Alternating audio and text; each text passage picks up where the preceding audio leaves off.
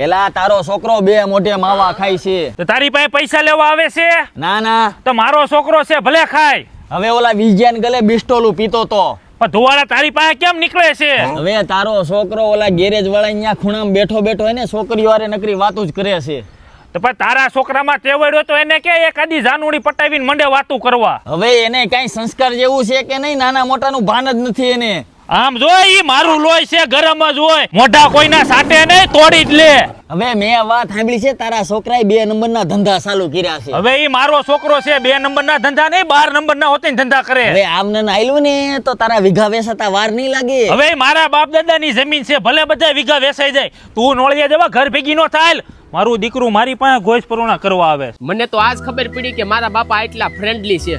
ભગવાન આવા બાપા બધાયને દે. આ બાપા 1200 રૂપિયા લાવો તો. એ તો ગામ વચ્ચે મારી આબરૂના કાકરા કર્યા.